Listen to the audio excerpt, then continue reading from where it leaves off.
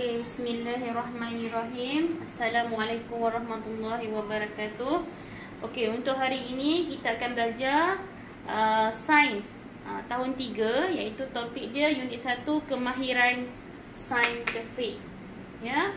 Okey, kemahiran saintifik ini terbahagi kepada dua, iaitu kemahiran proses sains dan juga kemahiran manipulatif. Ya.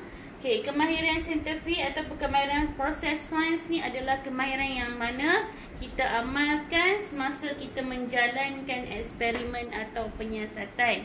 Ya, semasa kita jalankan eksperimen dan penyiasatan tu, kemahiran ni yang kita gunakan, iaitu kemahiran proses sains. Okey, untuk tahun 3, kemahiran proses sains dia ada 6 yang kita perlu ingat. Iaitu kita mulakan dengan kemahiran memerhati. Okey, memerhati itu apa dia? Apabila kita menggunakan kelima-lima deria kita untuk kita kumpulkan data dan maklumat. Okey, contohnya deria melihat, kita menggunakan mata. Deria merasa, kita menggunakan lidah. Deria hidu, kita menggunakan hidung. Deria sentuh, kita menggunakan tangan. Ya. Deria dengar, kita menggunakan telinga. Okey, 5 deria itu kita guna untuk kita kumpulkan maklumat. Okey, selepas kita menggunakan kemahiran memerhati, kita menggunakan kemahiran mengelas. Kemahiran mengelas ni maksudnya kemahiran mengasingkan. Dia mengikut ciri-ciri sepunya ataupun ciri-ciri yang berbeza. Contoh dia bagi dalam satu jadual kenderaan. Lepas tu dia minta kita untuk mengasingkan mana kenderaan yang berada di darat, mana kenderaan yang boleh berada di air dan kenderaan yang boleh berada di udara. Ya. Okey, itu contohnya, contoh mengelas itu mengasingkan ikut ciri-ciri sepunya ataupun ciri-ciri yang berbeza. Nombor 3.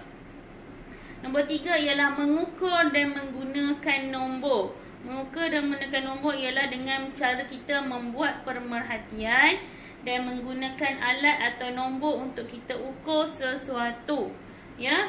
Okey, biasanya kita akan gunakan unit piawaian yang betul lah. Contohnya sentimeter, meter, kilometer. Ya. Kita gunakan alat-alat yang boleh memberi ketepatan. Ya. Contohnya pembaris, pita pengukur. Ya, itu dia panggil mengukur dan menggunakan nombor. Yang keempat, membuat inferen. Membuat inferen ni adalah menyatakan kesimpulan awal yang munasabah. Sama ada ianya betul ataupun tidak betul. Ianya benar ataupun tidak benar. Itu dipanggil membuat inference. Ya, meramal. Meramal ialah membuat jangkaan tentang sesuatu perkara. Kita jangkakan.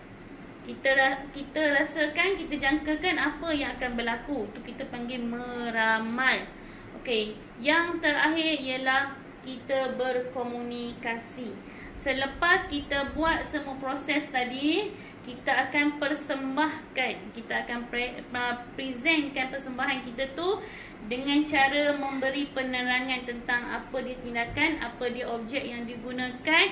Okey. Komunikasi ni boleh dalam bentuk tulisan, lisan ataupun lakaran. Ya, berkomunikasi juga boleh dipersembahkan dalam bentuk model, dalam bentuk lakaran, dalam bentuk graf. Ya, okey, itu dia panggil berkomunikasi.